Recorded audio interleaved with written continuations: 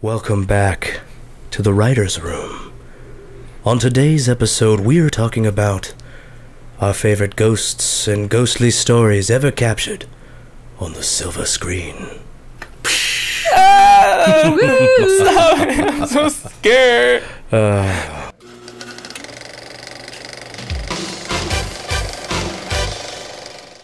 Welcome back to the show. I'm your host, Michael. I'm Katie. And I'm Matt.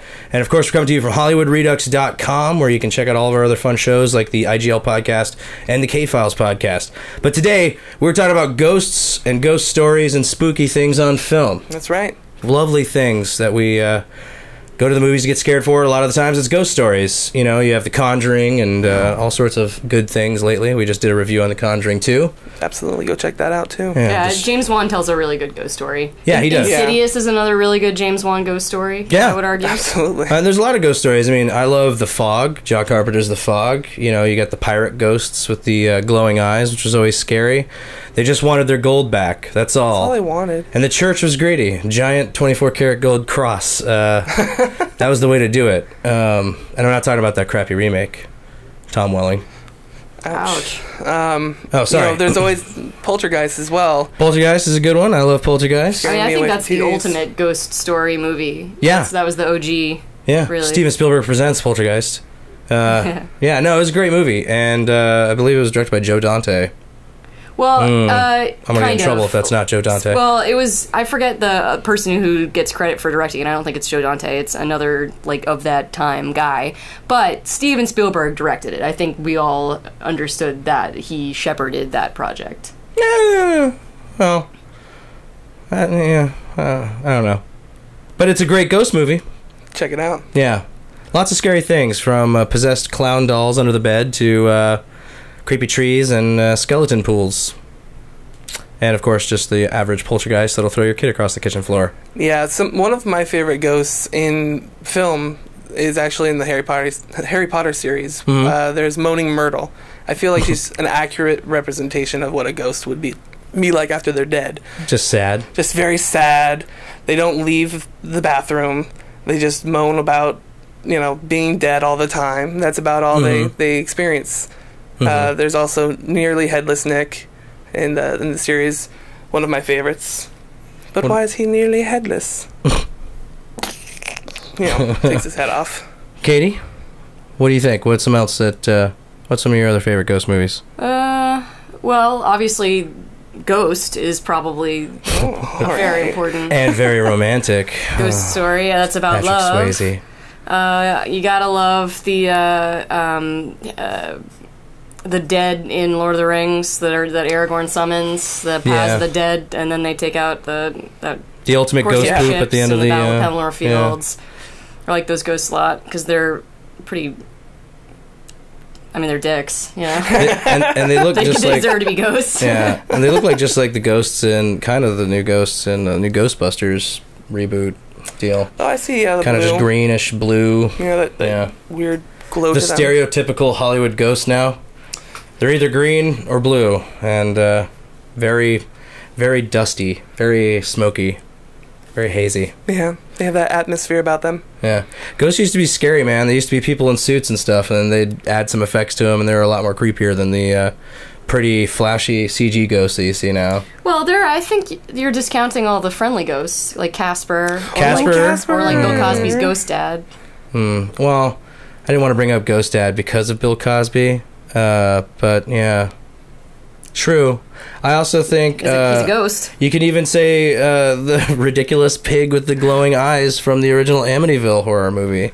That was ridiculous. I mean, all those movies, all the Amityville horror movies are pretty creepy. Even the really bad ones, sequels. House on Haunted Hill. That fucked me up. The original and the remake is pretty good. The remake is still also pretty scary if you're a kid. Yeah.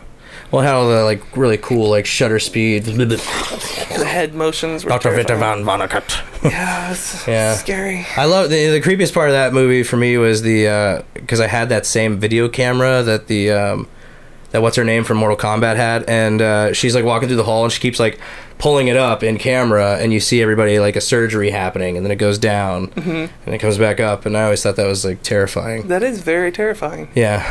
And you know, we've gone out and done some like ghost things in the past, and like, to be completely honest, it's never that cool. No. It's usually pretty boring, or you hear a twig snap and we all go running as scared as possible as we run away. What was that? Yeah. And then we act all tough, like, you know, we're hardcore. The Blair Witch Project, that's a fantastic ghost story. Absolutely. Yeah. That's like a real ghost story. Yeah. Especially, you know, where most of that budget went. But that's a whole other story in itself. What are you talking about? That was a super low budget. Yeah. That's the whole story of that movie. $25,000 budget. You know, they didn't spend that on that movie. There's no way they spent $25,000 on the Blair Witch Project. Yeah, but compared to a regular budget, that's still micro, and it made millions. So, like, one of the highest grossing independent films of all time. Bananas on it, still. I'm sorry that you haven't been getting your residual checks and you're so passionate about it. No, another film that was made for very little is Paranormal Activity. Paranormal Activity, yeah, that's another good one. Made a big profit off of little investment. Yeah, I mean, there's so many ghost movies, and I'm sure we're not even like touching the surface of them. I'm trying to think of more. You know, don't really like to have lists in front of me. Yeah, right. But yeah, I mean, jeez. The Frighteners is a really great ghost story. Oh, Michael J. Fox, Peter Jackson. Yeah, I mean, it's tough because like some of these movies that I'm thinking of, I'm like, House is another good one. You know, and then the ultimate ghost for me and ghost story growing up was and then there's like the entire Goosebumps TV series. I love that. We can't go into TV. We can't go into TV though. That's too much. No. We can't open that. Too far. And then we get the Twilight Zone, Outer Limits, all this sort of stuff. But like my ultimate is Slimer and the Ghostbusters and the original Ghostbusters, which is why we did this episode anyway. Because next week we are reviewing the new Ghostbusters franchise or reboot, or however we want to say it, but we're reviewing that next week. So that's why we did this episode. We can probably do 3 more episodes like this, so if you want to see any more episodes, or if we missed any of the wonderful ghost stories or your favorite ghosts, please let us know in the comments below. But I think that's going to do it for us this week on The Writer's Room. I am one of your hosts, Matt. You can follow me on social media at Splashdown1. I'm Katie. I'm at K Bowles. I am Michael, and I am What the Hess. And of course, we're coming to you from HollywoodRedux.com, where you can check out all of our other shows and shorts, like the Infinite Grenade Launcher podcast, which is a video game podcast, the K-Files podcast with this sweet lady right here, and our missing soldier, Crisalia Lopez, which comes out every Wednesday. And we also have Twitch sessions and our holy shit sketches and our shorts that are coming out. A lot of stuff coming out for you, so be sure to check out HollywoodRedux.com. That's going to do it for us for this week. Thank you so much for watching. Be sure to click and subscribe below. There's a button right over in that section right there. Click it, like it, do everything you can to tell your friends about this show if you enjoyed it. Share on Facebook. Social media. You know, Google Plus. People use that. People do use that. MySpace. What is that still around? Yeah. Probably not. Okay, well, thank you so much. See you next week. Bye-bye. All right, guys.